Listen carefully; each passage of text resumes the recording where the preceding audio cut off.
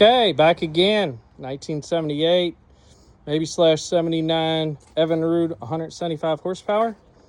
The plug on the top indicates it is from 1978. However, there's some things that don't necessarily line up with this 1978 motor. Namely, the big part is the ignition system. So this ignition system came out in 1979 and newer.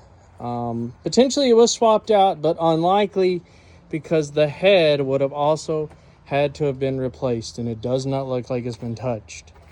The lower unit is in 1978. It is that style. It is a hydraulic assisted lower unit, meaning the shift rod moves down to a lever that operates a pump, and the pump moves that clutch dog in and out of gear.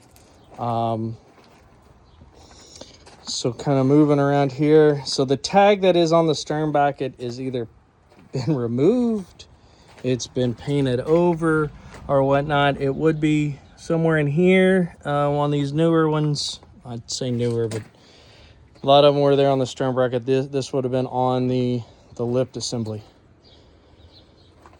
So it was removed from the boat probably about 6-7 years ago.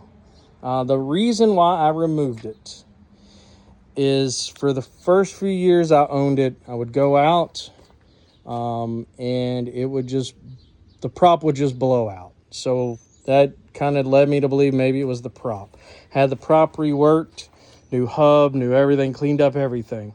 Took it back out like twice. Still did it. So I pulled it off the boat. I had a backup motor at the time.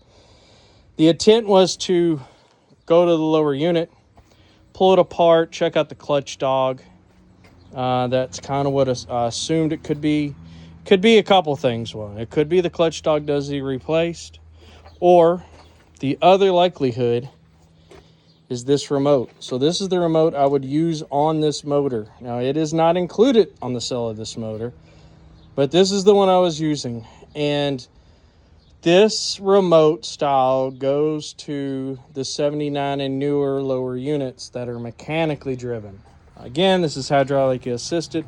There was a different remote for this lower unit from 1978 and prior. Another possibility I've heard about on these is the fluid. If you don't use the right fluid, it could cause issues. That is unlikely in this case. I have another 1977 115 horsepower and an old runabout. Same style lower unit, same fluid goes in it. Never had an issue with that one. So it is likely one of two things: the clutch dog in the lower unit or the remote. Now, what I did not get to do is, and I was not going to do it, quite frankly, was not going to pull my remote off my other boat on my runabout and try it on this. It's just not going to happen. Some other things that I did while I've had this motor: the carburetors have been rebuilt. The ignition system has not been touched, so what you see is likely original. Probably does need some cleaning up. Obviously, wiring and newer style is a little bit different than this, coil-wise and the connection-wise. Spark plugs. I had the surface gaps in there when I redone all this. That is included. I removed them, went back to the regular standard strap Champion QL77 JC4 plugs, only because I put the gapless in because I was told they run better at full throttle, which, you know, it's where I planned on running this on the bass boat that it was on. However, it doesn't idle very well, and I have long, lengthy spaces that I have to idle out of just to get to the main lake. So I opted back to some other stuff. QL77J C4s, they're in some other motors, never caused me any issues, so just went back with what I knew. Other things that were done: all fuel lines under the hood were redone. These fuel lines may not actually be the correct ones, but they work. This is the better gray fuel line. This is not the one with the shiny outer surface that the fuel liner falls apart and clogs up. This is the better one. The other thing is fuel manifold. So you can, from BRP, you can get the molded hoses for this. It was cheaper, legitimately smarter and cheaper for me to build a manifold out of basically brass fittings, copper pipe that you would get from Lowe's or Home Depot. One thing I noticed when I pumped some fuel into it, the hose that goes to the top carburetor looks like it has cracked, so it is kind of spraying some fuel around, so that part will need to be addressed. All parts, with the exception, obviously, the hoses, the fuel pumps. This is the original setup. This is not VRO. This is the way it came. You got one pump that drives the other pump that drives the carburetors. So that's the original setup. All parts replaced were with OMC branded BRP. However, now one thing I mentioned about the model number. So again, the plug on the power head says it's 1978. Some of the parts lead me to believe it's a 79, maybe a mid-year model. All of this has been verified through the PRB, Evinrude, Johnson, OMC, all the data they have. So it's not 100% confirmed it's mid-model year, but everything matches up that this is a 1978, just with an updated ignition system. Again, looks untouched, probably came that way.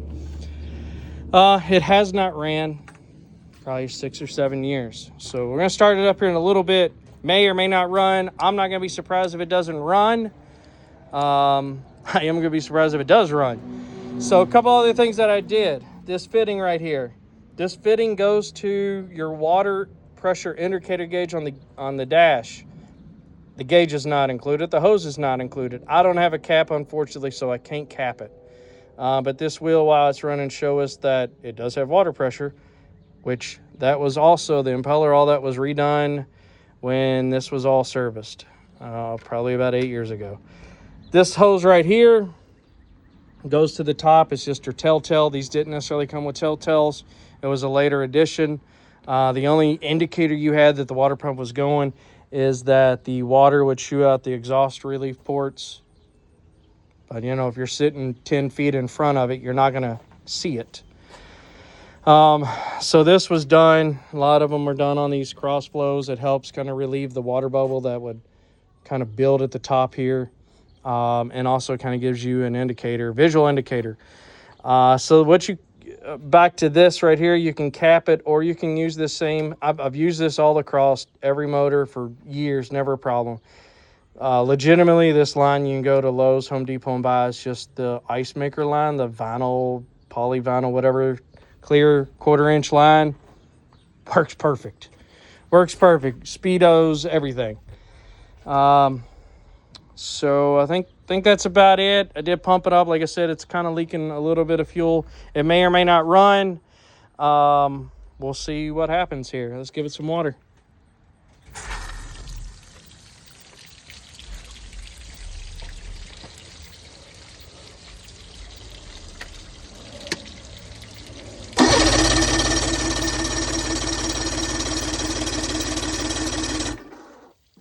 Again, no surprise. Give it some more fuel. You can kind of see it. It's squirting out there a little bit, but it'll be okay.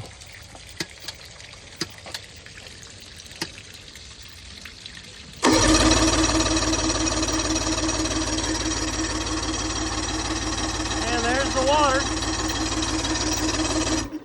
Oh, you know what? Probably won't start without the safety switch.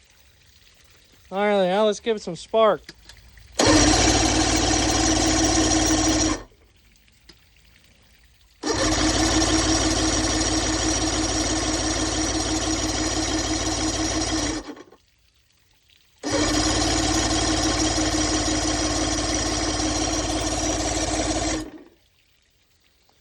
All right, well, likely gonna need them carburetors cleaned.